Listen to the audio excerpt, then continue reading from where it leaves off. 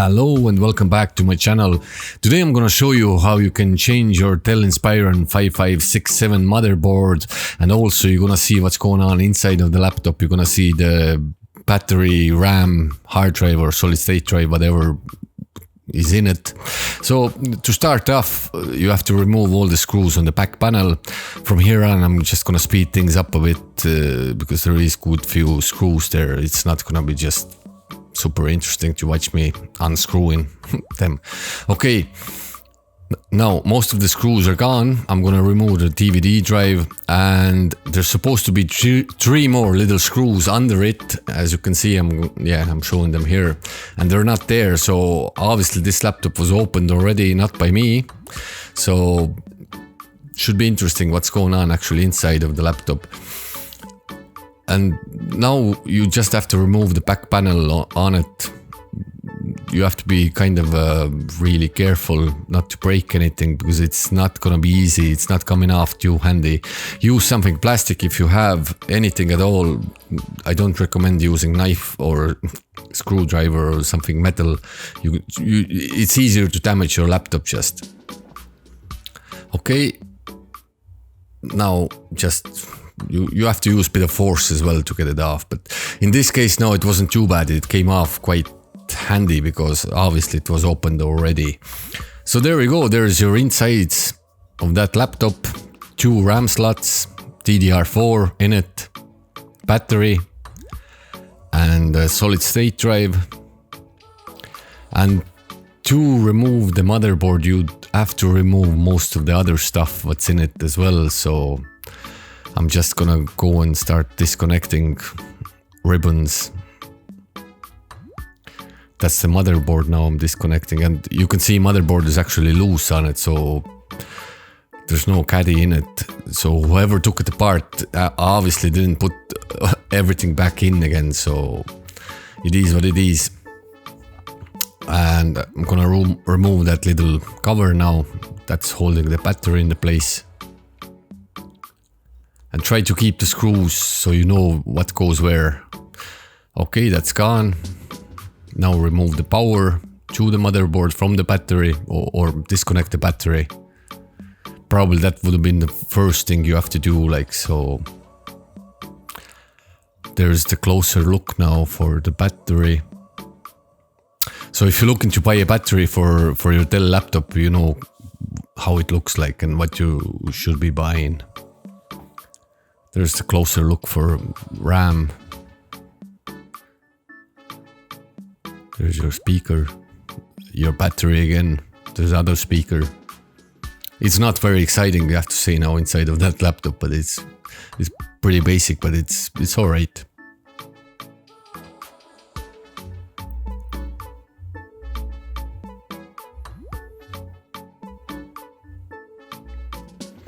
Disconnect now everything what connects to the motherboard. That would be the keyboard, and this is now the touchpad, I suppose. And now I can remove the battery.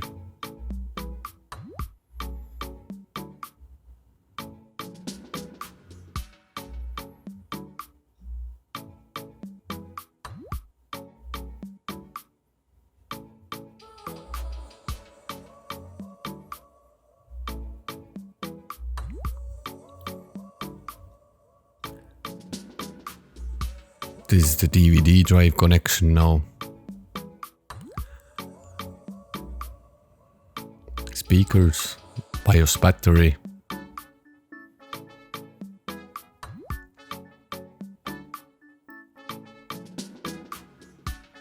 That's your LED or LCD connection. Most of them now, it's easy enough to disconnect. There's no big problem, like so. There is some connections there which weren't as handy as the other ones, but mostly I have to say it's not too bad now. I'm gonna disconnect also the Wi-Fi card. I'm just gonna pretty much remove Wi-Fi card from its slot. I'm gonna leave the wires actually connected to it, so because they're smaller type of wires. It's my vision is not this good, so I'd have to struggle to get them back in there again. So it's easier to leave it on, unless you have to take it off. Just gonna remove the screws to the motherboard now.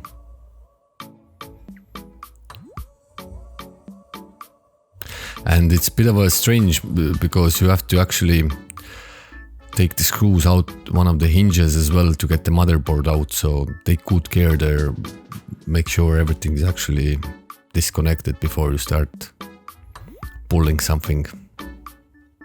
It's easy enough to damage now, I have to say. In past I had few occasions where I managed to damage the motherboard or some connections to it, so be careful.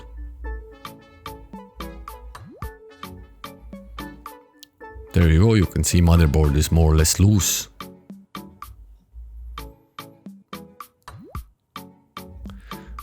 There is power button connection.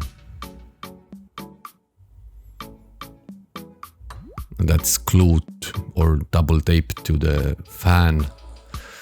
So try to be careful to take that off. There you go, there's your motherboard.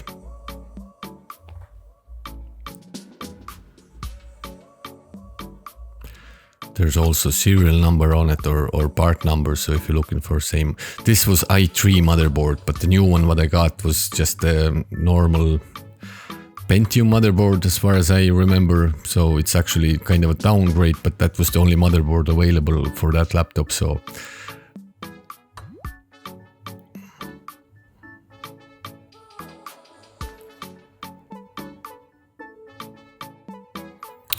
There we go, there's your sample how easy it is to damage actual connections, but that's okay because that's broken motherboard anyway.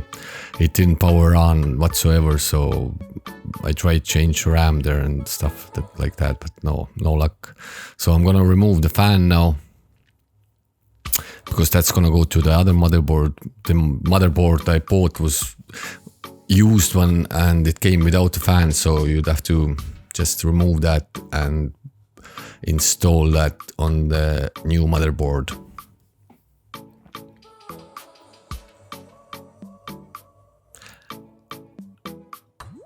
And this will need to be cleaned. I used the tissues there to clean that off, because you have to apply fresh paste later on. Okay, there you go, that's a new motherboard. Looks exactly the same, it's just not as powerful as the last one. So this is the fan now, it needs to go back. You can see it's cleaned now.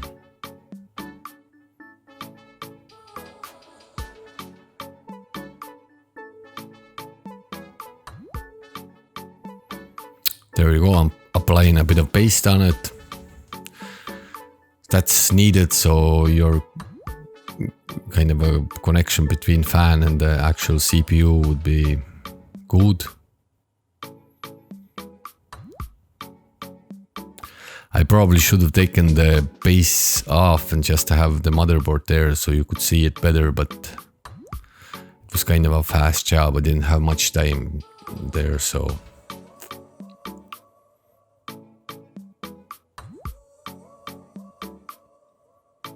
And to be honest, this motherboard actually, or this laptop ended up working very, very good. So it was success that way now. Because buying motherboards, especially from eBay, you never know what you're gonna get.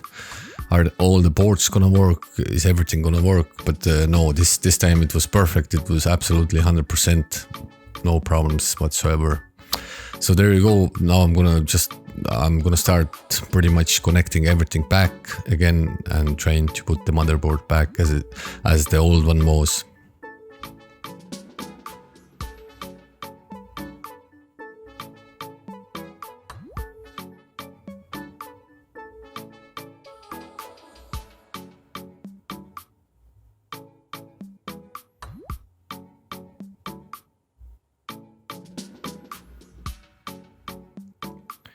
Yeah, and when you're putting your motherboard back, make sure all the ribbons and all the connections are going to be on top of the motherboard before you actually gonna screw the motherboard into place. It happened to me a good few times. I left a few ribbons just accidentally. And you can see here actually on your right, if you look at the speaker connection, they're still on. Now I'm going to lift them up.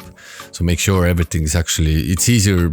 I recommend to connect them before you screw the motherboard back in, because it's going to be really hard to get them off later on from under the motherboard when the motherboard is already attached. So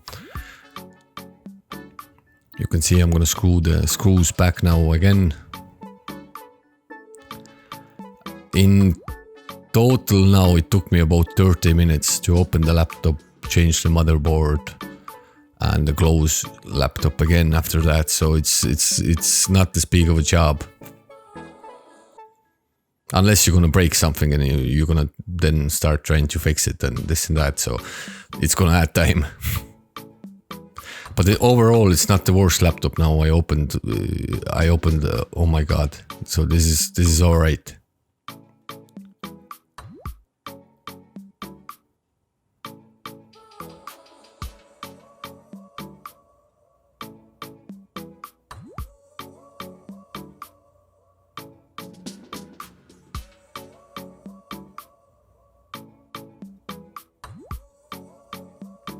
Connect your BIOS battery back again.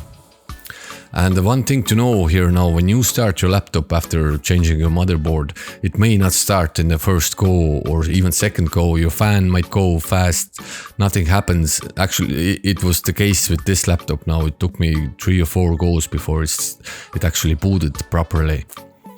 There could have been empty or half empty battery as well. So when I connected to the AC, it booted up and it was working 100%. But I noticed that with Dell laptops now, every time I change the motherboard on them, it's gonna take few reboots, or you'd have to start laptop few times until it's gonna be working 100%.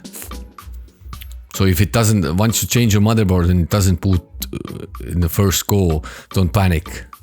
It happens and it's gonna start. Unless you bought the faulty motherboard and after God knows how many goes, there's still no boot. So then I'd try to start looking into the motherboard actually. There you go, there is your LCD connection back.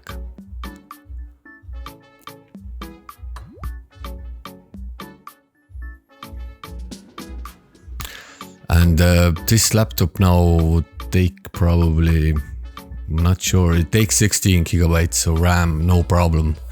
But I'm not sure about 32 gigs now, because I only had 8 gigabytes thick, so couldn't test with any more.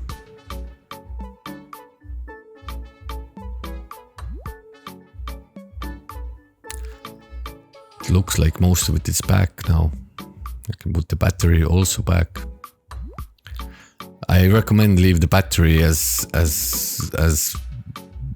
last as possible. Once you have everything connected and you make sure everything is connected. Because if you forget something, you'd have to take the battery out again. And I try to learn from my own mistakes, but it doesn't always work that way either, so.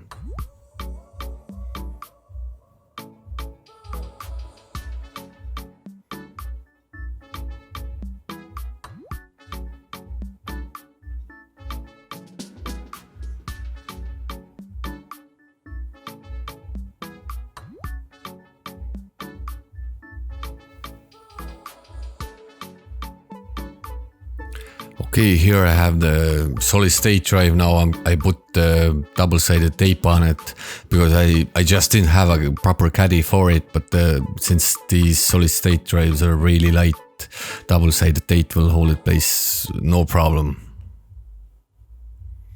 So just connect that again now.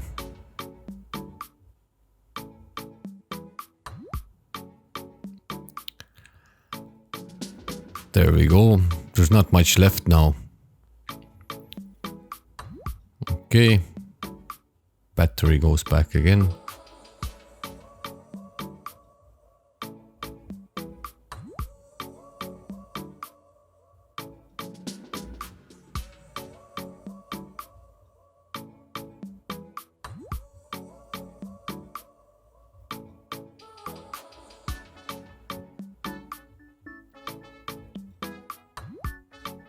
I got a bit excited there. I think RAM is still outside. There you go, there's the RAM. That's DDR4 RAM, 8GB stick.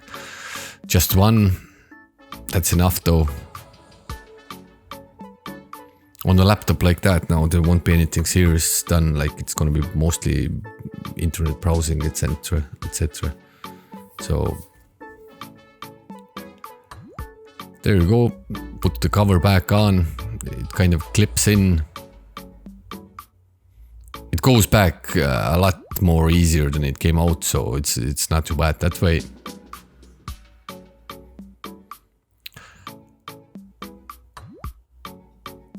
And 3 screws, if you can find screws like that home. If you don't have them, put them in. I didn't have them anyway, so there we go. There's my phone. I'm just gonna start the laptop to show you it does start after the motherboard change. And that is genuine now, there's no messing there. It did start, it does work, no problem. Bye bye.